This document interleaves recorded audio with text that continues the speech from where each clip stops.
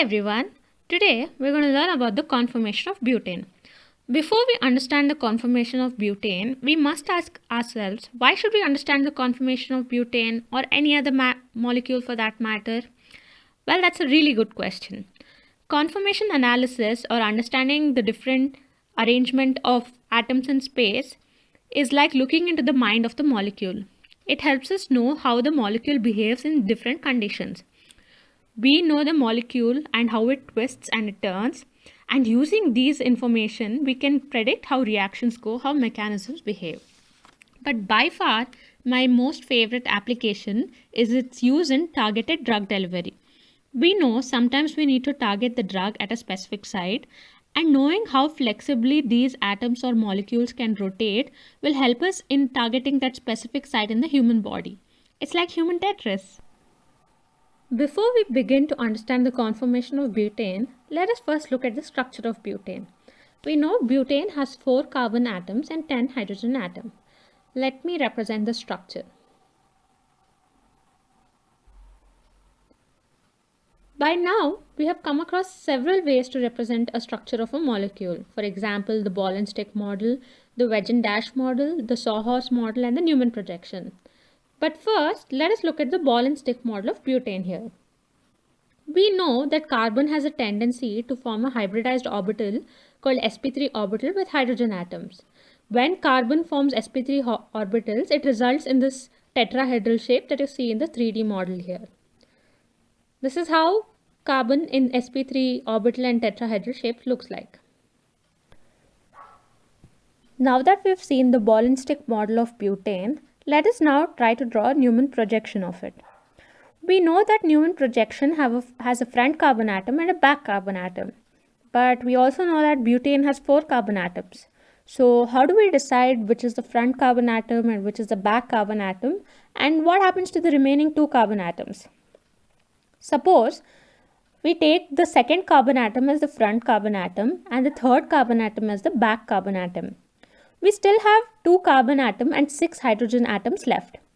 What we can do here is we can group a carbon atom with 3 hydrogen atom and form a CH3 group and attach it to the second carbon atom.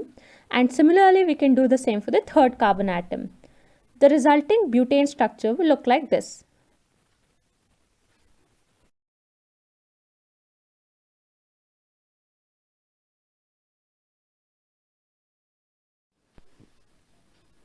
Now that we know which is the front carbon atom and the back carbon atom, let us now draw the Newman projection.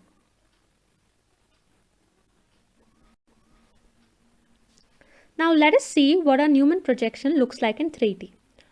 We have a front carbon atom and a back carbon atom connected by a single bond or a sigma bond.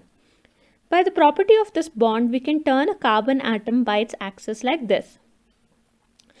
You can now see the position of atoms have changed. You can also guess that we can make numerous combinations of these. Either you can turn the front carbon atom or the back carbon atom, and you can change the position of hydrogen atom, you can change the position of CH3 groups. These various arrangements of atoms in space are called conformation.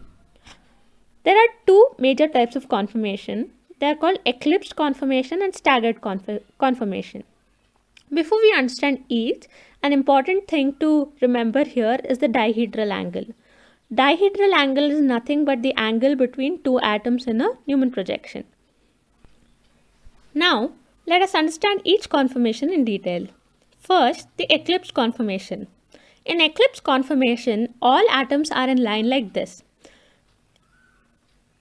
It is represented in Newman projection like this. We can see that there is a little gap between 2 atoms. This is to conveniently identify that the atoms are behind each other, otherwise it gets really messy. Eclipse conformation is the most unstable conformation of all, especially if the same atoms are in line. Example, CH3 are behind each other, H and H are behind each other. Why is it most unstable?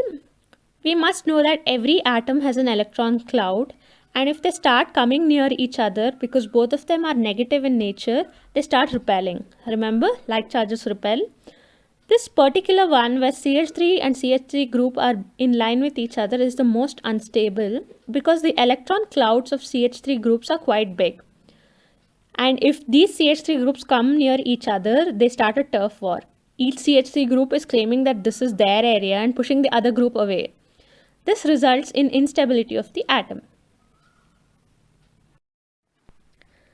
Because the atoms are so close to each other, their electron clouds start crowding and it causes repulsion.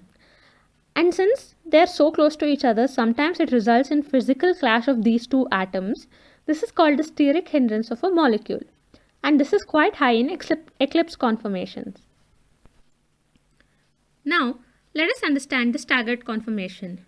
Here, the dihedral angle between atoms is 60 degrees. Now, let us represent this in Newman projection. This type of conformation, where methyl groups are farthest away from each other, is called anti-conformation. This is a subtype of staggered conformation. This type of conformation is the stablest of all conformation. Now let's imagine you rotate the atoms by 120 degrees. What happens now? You can now see that the two CH3 groups come close to each other. While they're not as close as they would be in eclipse, but they're still closer. So if we were to write the order of stability for these molecules, it would look like this.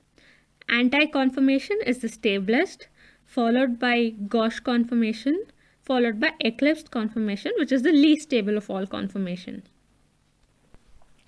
After understanding how the different arrangement of atoms in space has an effect on stability of a molecule, let us now move on to another important property which is influenced by conformation.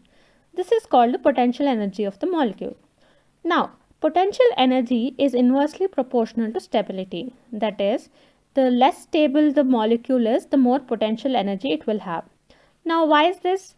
Imagine you're on ground and a small push could not move you much because you're stable and on the ground. Imagine you're on the edge of a cliff.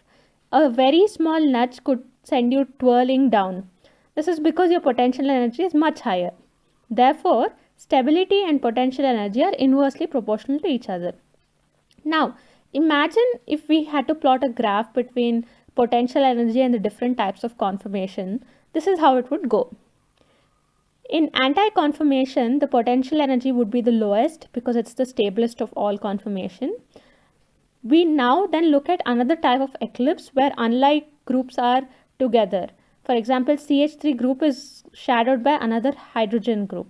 In this, the potential energy is significantly higher than that of anti-conformation. And now, if you come back to gauche conformation, you see the potential energy again comes down, but it is not as less as anti-conformation. It's very important to note this difference. Now, imagine if CH3 groups are clouding another CH3 group.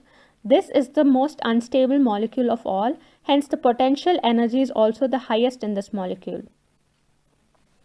Now, we know that to make a molecule unstable, that is for it to convert from a stabler form to an unstable form, it requires energy. When experimentally it was measured, it was found out that to go from anti-conformation to this type of eclipse conformation, it required 16 kilojoules of energy. And to come back from eclipse to gauche, it let out energy of 12 kilojoules.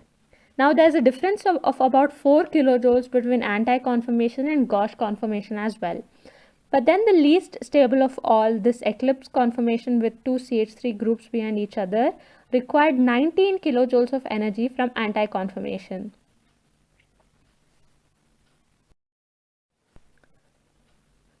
Now that we've seen the different types of conformation and its effect on potential energy, how do we know which form does butane takes the most? Again, this was also experimentally determined that at room temperature, butane attains about 82% of anti-conformation and 18% of gauche conformation. Because eclipse conformation is so unstable, it is found in less than 0.1% of the time and it usually converts into a stabler form of conformation immediately.